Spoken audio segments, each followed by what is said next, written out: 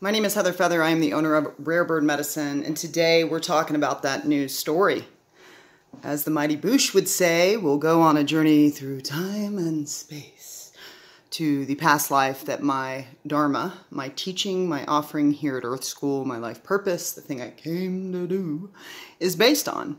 It was in 4th century Egypt. I was male, and I was meditating in the pyramids, and I realized that I had connected with the quantum field. And I realized that the world, Earth School, you, me, experience, I mean, it was 4th century Egypt, but all the people around me in that time frame, time is also an illusion. But anyhow, in that paradigm, in that concept, in that story, in that frame line, in that framework that builds the foundation of who I am and the offering I come to give today, I recognize that this outer world is merely a reflection of what is fed into the quantum field. So the beauty of the quantum field is that particles behave as waves until consciousness or an observer does what I call isolocates the wave function into a particle or space-time location. Isolocate's not a word. Heather loves to coin words, everybody. It collapses it. It collapses it into a space-time place. So when we start telling stories, let's talk a little bit about our old story, the things we're speaking into these waves to become particles for us. When we start speaking stories of hate and anger and frustration, the largest story that two-leggeds tell that I can see even in my own journey has a trickle-down effect that is negative, is judgment. When we start judging the self, judging others, criticizing everything, this, it should be like this, it should be like this, you should be nice. Welcome to Earth School. There's never been a single day in all of Earth School where everybody at Earth was nice. That sounds great, and I believe in optimism, and I believe in holding the highest, but there's reality and the way it's showing up for you. And there's divergence in this reality. There is shadow and light teacher, and there are many flesh costumes here now, got 7.9 billion, and they can show up as a shadow teacher and they can show up as a light worker teacher for you. Your consciousness, your words, your mouth is an extension of your thoughts, what you're thinking, you're speaking. That literally is telling all these waves what kind of particles to become in your day. So we can begin by choosing to place the light of our awareness, the light of our attention, the light of our consciousness on the story we want to see. You see, when we get concentrated on the struggle is real, the struggle is real, that's got to be one of my least favorite statements ever conjured by humanity. Here's a terrible sentence. And here's why. Let's break it down, because some of you might already feel triggered from your alignment with the sentence, which is not my goal. When we say the struggle is real, is it true that at Earth School there is shadow teacher here? Yes. And there's not a two-legged that will escape it. Now, is it true that that is reality? From my perspective, no. Shadow teacher is false evidence appearing real. Anything that makes you feel disempowered, anything that makes you feel like you're less, any evidence you can find in this realm that says that you are unworthy, that you are a hot mess, is false evidence appearing real, fear-based teacher. And in that regard, it is not reality. Back of it all, there is light, there's energy, there's truth, and truth is love. We know this because experientially, when two-leggeds express or receive love, it is of the highest frequency, of the highest vibration. I can't tell you how many times in a day I'll just be walking around, see someone be real sweet and attentive with their dog, or see people hugging, and I'm just like, you are nailing it, humans.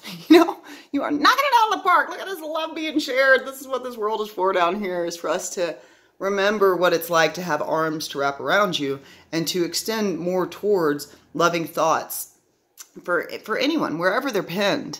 If anyone's being a hot mess with you, if anyone's being oppressive with you, if anyone thinks that they can take your infinite power away, they can't. It lives inside of you. So bless them. They're a mess. They are trapped in shadow. Oh, let's help them with some prayer. Bless you, may you be well. What I want to say is that there's this old story we love to tell about how hard life is. And we can see that the two-leggeds in their consciousness are escalating in that story. In my experience, even though I've had this sliver of life in this flesh costume, I do have some open awareness, veil liftingness on the many lifetimes I've lived. And I see that we have this habituated pattern to always fear the demise of all humanity, which is fair because we do get real caught up in fear-based teacher. You know, we're like, this is reality, guys. This is real. This is real. Yeah, from my perspective, it's a hologram. I mean, okay, it's a type of reality, but what type? I don't, you know, how much substance is really there? It's an opportunity, it's a model, it's a movie, it's a dream, it's a hallucination, it's a hologram in which we get to come in and experience variant energies. We get to experience that which we are and that which we are not, false evidence appearing real. And both models can teach us, because contrast is what teaches us. It's what aids us to evolve. It's what aids us to a certain level of awareness. So when it becomes time, and when a two-legged becomes ready to start telling a new story, the new story I'm talking about is a life worth living. The new story I'm talking about is your life, the life you've wanted to live that is worth living, the life that is filling you with joy to the brim. I've studied the world's religions. Universally, a lot of teachings talk about fulfilling the will of God, and the more I dig in on that topic, what I find that will to be is for you and me to have happiness, joy, love, and peace. That's the will. That's the will, if we want to go religious or spiritual with it. I would say on a non-religious or spiritual side, unless you need some deep counseling, which is possible, and I highly recommend that if that's the situation.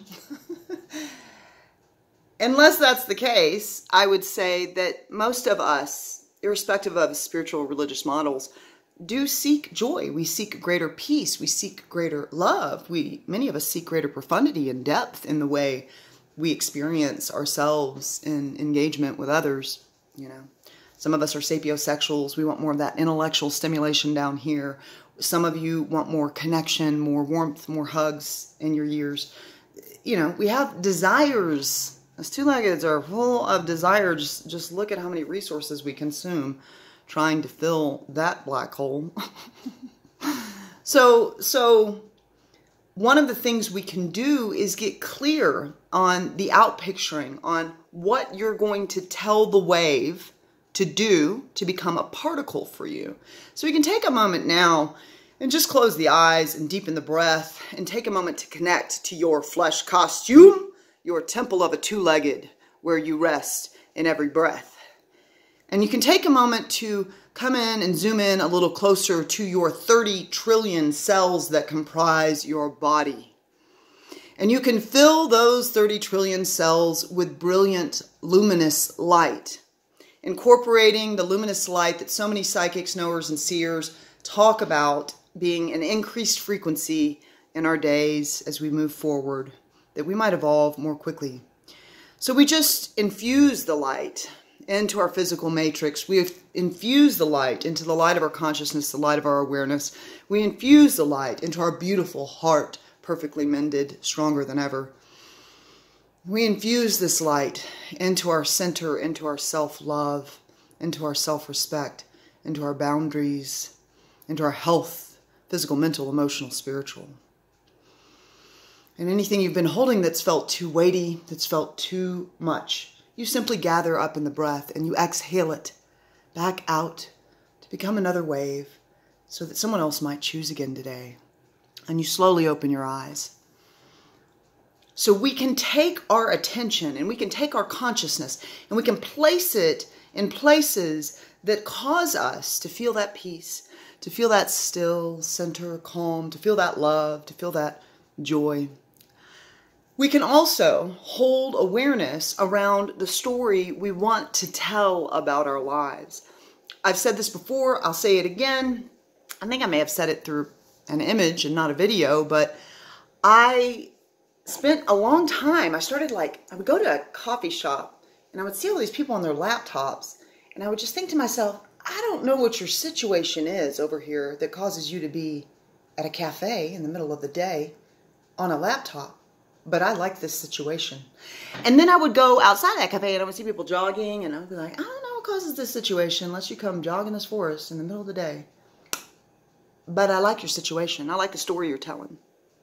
Now, what I can tell you is that you can never get off the struggle bus when your attention is placed on struggle.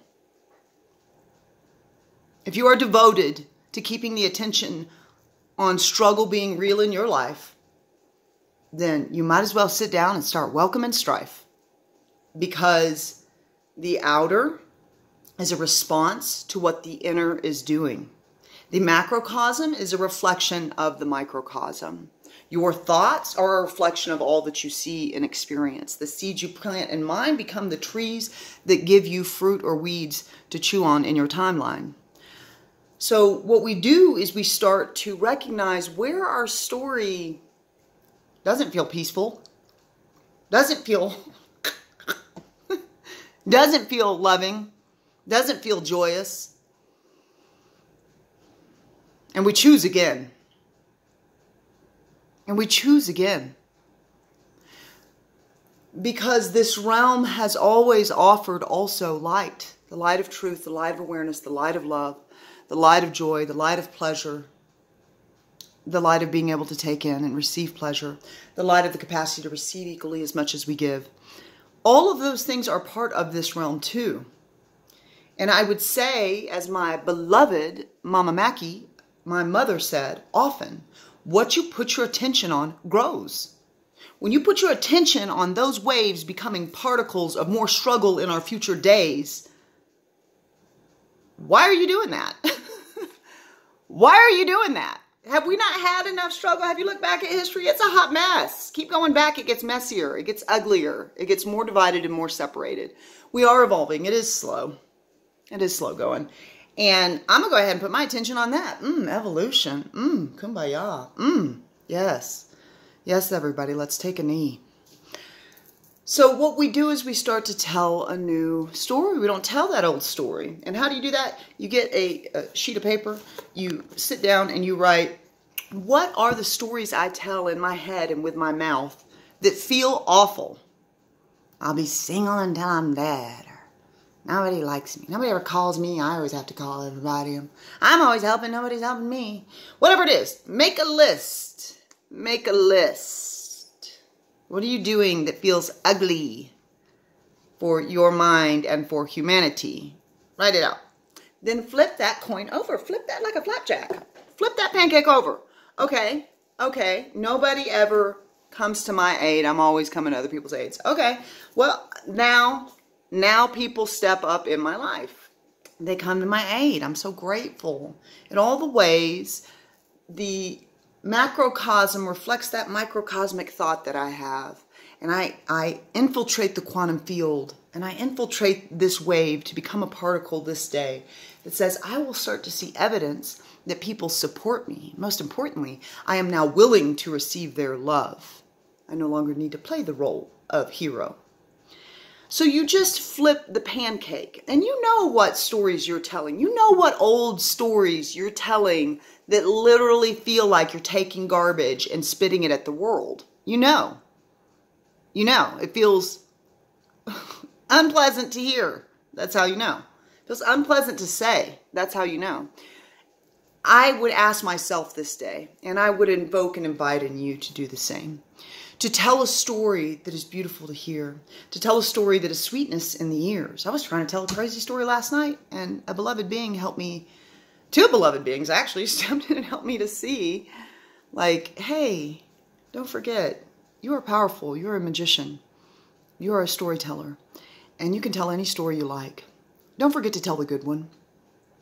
May you this day tell the story that lifts your heart in more ways than it has previously. Go to rarebirdmedicine.com, click on the classes link, lots coming up there, and you can always subscribe to Rare Bird Medicine on YouTube.